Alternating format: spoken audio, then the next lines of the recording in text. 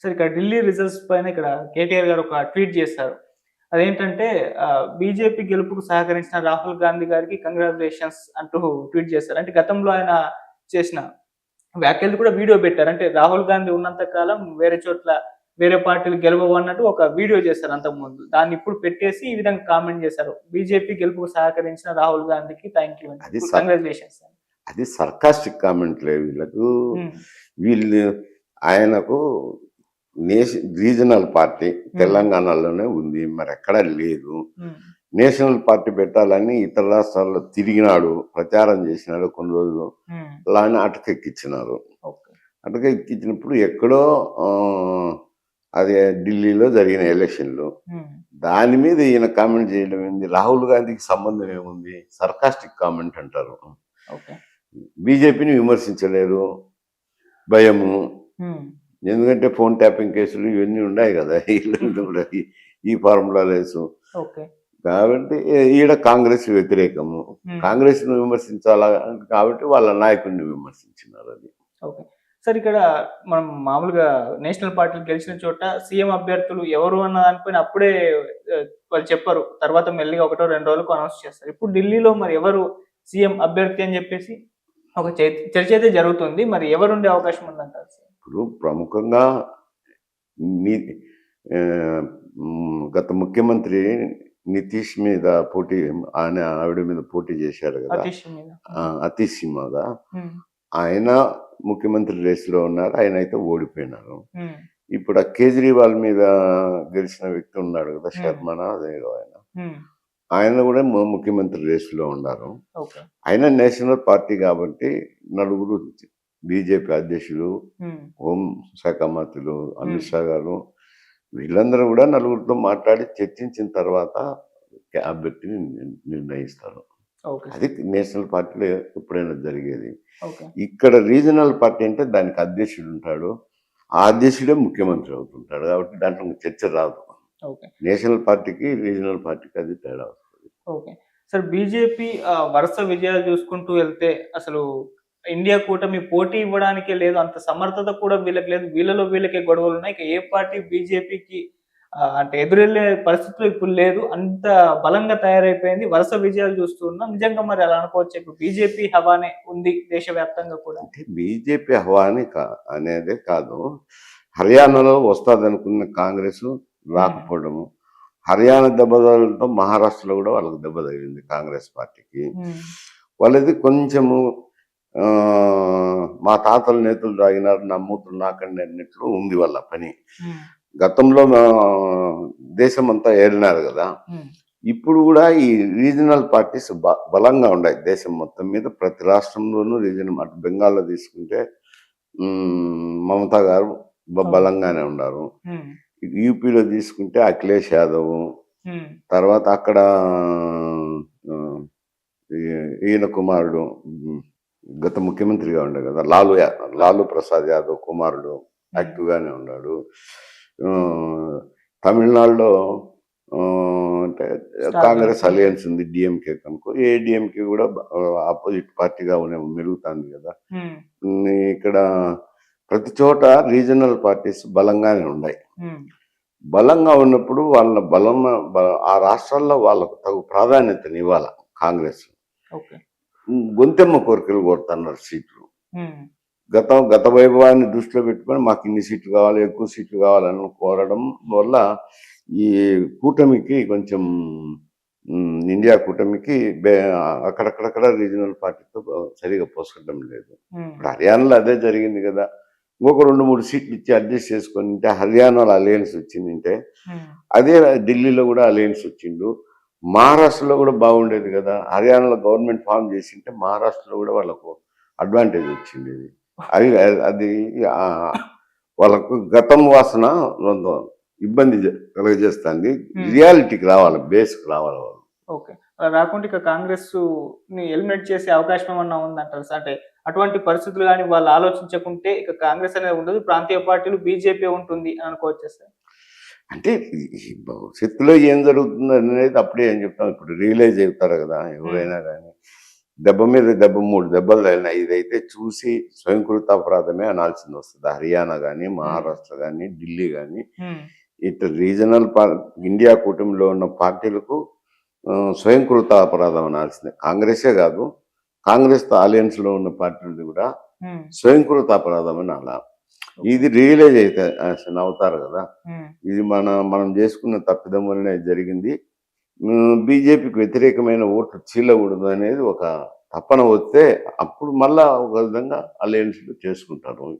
ఇప్పుడు ఈ గతానుభవాలను దృష్టిలో పెట్టుకొని రేపు పొద్దున్న ఇచ్చిపుచ్చుకునే ధోరణిలో రీజనల్ పార్టీస్ ఉంటారు, కాంగ్రెస్ ఉంటుంది. ఓకే సార్, ఇక ఎన్నికల ఫలితాలు రాగానే ఎక్కడన్నా సార్ దేశంలో చూసుకుంటే సార్ ఓడిపోయిన ప్రతిపక్షం నుంచి ఒక కామెంట్ నేచురల్ గా వినిపిస్తూ వస్తుంది. అది ఈవీఎం ట్యాంపరింగ్ అని చెప్పేసి ఇక్కడ ఏపీలో జరిగింది, మహారాష్ట్రలో జరిగింది, హర్యానాలో కూడా అని అన్నారు. కాకపోతే ఢిల్లీలో కేజ్రీవాల్ గారు పదం ఎత్తలేదు, ఆయన ఓపెన్ గా చెప్పేశారు, ప్రజల నిర్ణయాన్ని మేము గౌరవిస్తాం, బలమైన ప్రతిపక్షంగా ఉంటామని చెప్పేసి ఒక వీడియో అయితే రిలీజ్ చేశారు. కాకపోతే పోలింగ్ జరిగేటప్పుడు ట్విట్టర్ లో ఈవీఎం ట్యాంపరింగ్ అంటే ఒక ట్రెండింగ్ అయితే అయింది సార్ ఆ పదం. సో దీన్ని మీరు ఏ విధంగా చూస్తారు సార్?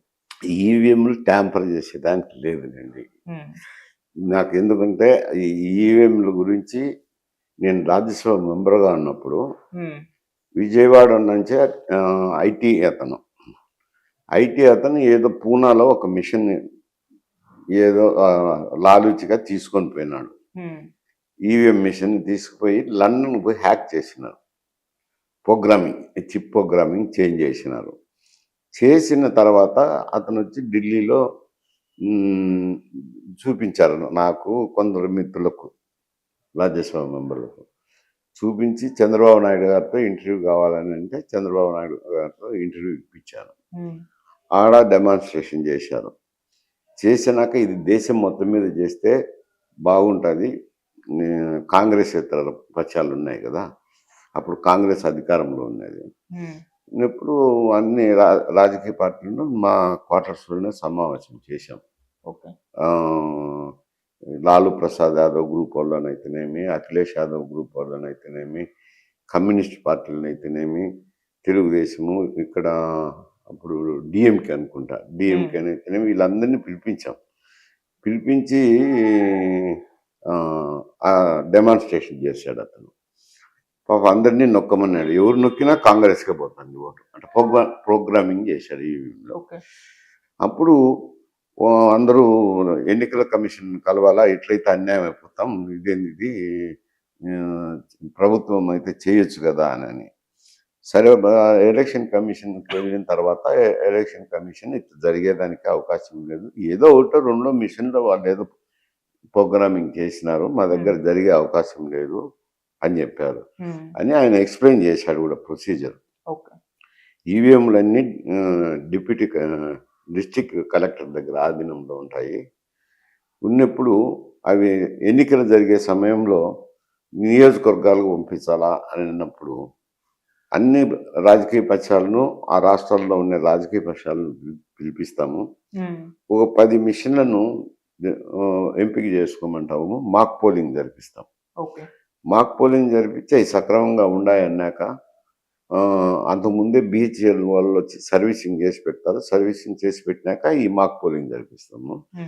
జరిపించిన తర్వాత అవి నియోజకవర్గాలకు పంపిస్తాము. ఏ నియోజకవర్గానికి ఎన్ని అవసరమైతే ఎక్స్ట్రా దాని నిర్ణీతం ఉంది, ఆ నిర్ణయం ప్రకారము పంపించేస్తాము.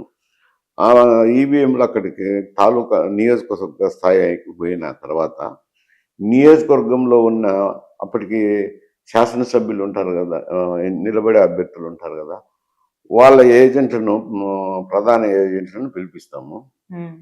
అభ్యర్థుల ఏజెంట్ వచ్చిన తర్వాత వాళ్ళను ఆ నియోజకవర్గానికి వచ్చిన ఈవీఎంలన్నింటిలో ఒక 10 ఎంపిక చేసుకోమంటాము. ర్యాండమ్గానే వాళ్ళ బుద్ధిబుట్టిని తీసుకొచ్చుకోవచ్చు.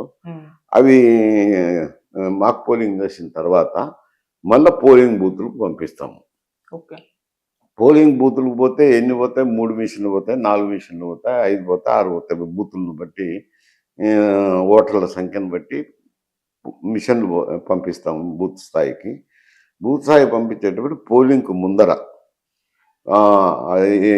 గ్రామంలో బూత్ ఏజెంట్ ఉంటారు కదా, ఆ బూత్ ఏజెంట్లతో 2 మిషన్లు తీసుకోమని, వాళ్ళ బుద్ధి పుట్టిన మిషన్లే తీసుకోమని మాక్ పోలింగ్ చేయిస్తాము. చేసి సరిచూసుకున్నాక సీల్ చేసి అప్పుడు పోలింగ్ బూత్‌లో పెడతాము. 3 రకాల వడపోతలు పోసినప్పుడు ఎక్కడో ఒక చోట తేలుతది. ఓకే.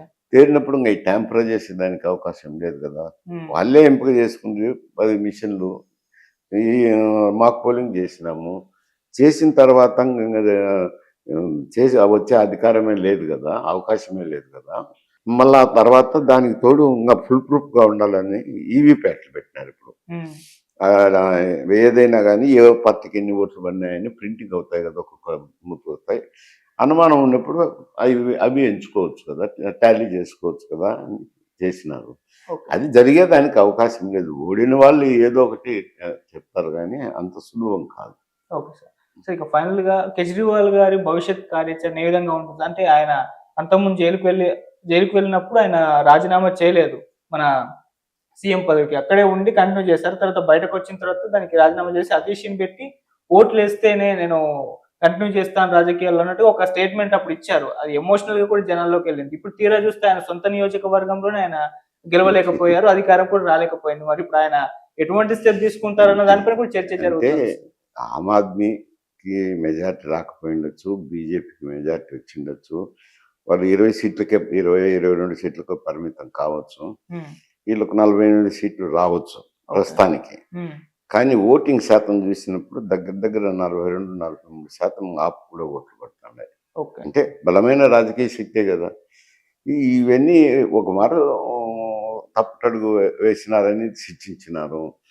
మాటి మాటికి శిక్షించరు కదా! అదే ఒక్క తప్పటడుగుకే మాటి మాటికి శిక్షించరు. మళ్ళీ నిలదొక్కునే దానికైతే అవకాశం ఉంది. కాకపోతే ఈ ఇండియా కూటమిలో ఉన్న పార్టీలన్నీ వాళ్ళ మనుగడ కోసం ఐకమత్యంగా పోరాడాల్సింది ఉంటది. దేశం మొత్తం మీద ఒక కూటమిగా ఏర్పడి ఈ ఇచ్చిపుచ్చుకునే ధోరణిలో అందరూ కూడా కలిసి పోరాటాలు చేస్తే మాత్రం బీజేపీకి వచ్చే ఎన్నికల్లో కొంచెం ఇబ్బందికర పరిస్థితి. Thank you so much.